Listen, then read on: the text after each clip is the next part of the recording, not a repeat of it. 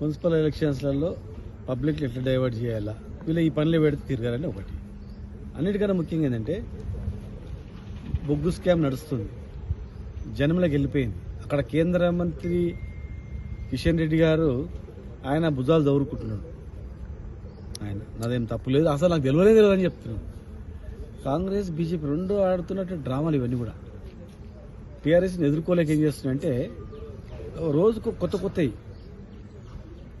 అక్కడ మంత్రులు ఒకరి మీద ఒకరు కొట్లాడుకోవడం, డిప్యూటీ సీఎంని ఎట్లా దింపాలా, కోమటిరెడ్డి గారిని ఎట్లా మంత్రి పదవి దింపాలా, ఎట్లా మనం గవర్నమెంట్ బ్లాక్మెయిల్ చేయాలా, ఎట్లా లూట్ చేయాలా, అట్లా ఒక్కొక్కడు ఒక్కొక్క కోణంలో అక్కడ ఒక రకంగా నడుస్తుంది. అక్కడ బొగ్గు కుంభకోణం బయటపడ్డది. ఇప్పుడే తెలిసినట్ల సిట్టు ఇప్పుడు ఏమవసరం ఉంది? ఇన్ని రోజులు ఏం బీకింది, మరి గడ్డి బీకిందా? ఇన్ని రోజుల నుంచి ఎందుకు రాలేదు ఆలోచన?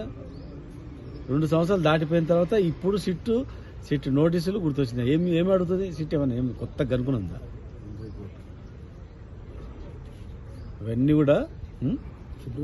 ఇవన్నీ కూడా కేవలము ప్రజలను తప్పుదో పట్టించి ఏదో ఏదో జరిగిపోయింది అన్నట్టు సిట్ ఇప్పుడే కనుక్కున్నట్టు చేస్తున్నారు. ఆల్రెడీ హైకోర్టు ఒక న్యాయస్థానము విచారించొద్దు అని చెప్పింది, సుప్రీంకోర్టు కూడా క్లారిటీ ఇచ్చింది. ఇచ్చిన తర్వాత కూడా వాళ్ళు ఏంటంటే రోజుకొకరు నిలిచి దాన్ని తెలంగాణలో ఏదో పెద్ద వేయాలి. పబ్లిక్ పూర్తిగా అర్థమైంది వీళ్ళంతా బోకస్ అని. ఇది పచ్చి బోకస్, మోసము, వీళ్ళు ఏదో టైంపాస్ చేస్తుర్రు అని చెప్పేసి. వీళ్ళు ఎన్ని డైవర్షన్ చేసినా, ఎన్నిసార్లు సిట్టు పిలిచినా ఎవ్వరికి భయపడేది లేదు. ఏం తప్పు చేయలేదు, న్యాయస్థానం మీద గౌరవం ఉంది. వీళ్ళు ఏం చేసినా ఎవ్వడు భయపడు. టీఆర్ఎస్ పార్టీ అసలు భయపడే పార్టీ కాదు, సైనికుల్లాగా పనిచేస్తున్నారు. మొన్న ఎలక్షన్స్లో, సర్పంచ్ ఎలక్షన్లో బ్రహ్మాండమైన మెజార్టీ వచ్చింది. ఇప్పుడు లోకల్ బాడీ మున్సిపాలిటీలో కూడా గ్యారెంటీ వస్తుంది. దమ్ముంటే జెడ్పీటీసీ, ఎంపీటీసీ పెట్టమని చెప్పాడు ఇమ్మీడియట్గా. అంతెందుకు 10 మంది సుప్రీంకోర్టు కూడా డైరెక్షన్ ఇచ్చి చర్యలు తీసుకొని తొందరగా అని చెప్పి పార్టీ మారినటువంటి ఎమ్మెల్యే మీద మీరు వాళ్ళను ఆమోదించి ఎలక్షన్ పెట్టమని చెప్పండి.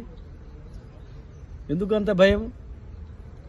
ఏం చేసిరని ఇప్పుడు ఈ ఎమ్మెల్యేలు, కాంగ్రెస్ ఎమ్మెల్యేలు అడుగుతున్నారు, మంత్రులు కూడా అన్నారు మా ఫోన్ ట్యాపింగ్. ఎవరు చేస్తున్నారు మరి ఫోన్ ట్యాపింగ్? ఎట్లా జరుగుతుంది? నేను చెప్తున్నా కదా, ఈ దేశంలో ఆ వ్యవస్థ అనేది, నిఘా వ్యవస్థ అనేది చాలా పని చేస్తుంటారు. అంతా వాళ్ళ పని వాళ్ళు చేస్తుంటారు. ఈ ప్రభుత్వం కూడా జరుగుతుంది ఇప్పుడు అంటారు కదా. ఇవన్నీ కూడా తప్పది. ఓన్లీ టీఆర్ఎస్ పార్టీని ఎదుర్కోలేక, దమ్ము ధైర్యం లేక, ప్రజాక్షేత్రంలో ఢీకొనలేక కాంగ్రెస్ బీజేపీ ఆడుతున్న నాటకాలు ఇవి, దొంగ నాటకాలు ఇవి. ఈ నాటకాలు ఎవ్వడు భయపడడు. ఇంకా కష్టంగా పనిచేస్తాం, ఎన్నిసార్లు పిలిచినా పోతాం, వదిలిపెట్టే ప్రసక్తే లేదు. ఖచ్చితంగా వీళ్ళు ఎంత రైతులను మోసం చేసినారు, ప్రజలను మోసం చేసినారు, నిరుద్యోగులను మోసం చేసినారు, మహిళలను మోసం చేసినారు. ఏ గ్యారెంటీ అమలు కావట్లేదు. ఎప్పుడు ఏమైతుందో తెలియదు. అల్ల కలవల మంది గవర్నమెంట్ ఏమైతే తెలియదు, ఎప్పుడు తిరగబడతారో కూడా తెలియదు. శ్రీలంకలో, నేపాల్ జరిగినట్లు కూడా జరుగుతుంది. ఇంకా దాని నుంచి బయటపడడానికి ఇవన్నీ చేస్తుంది తప్ప ఏం లేదు. సీటు లేదు, పిట్టు లేదు.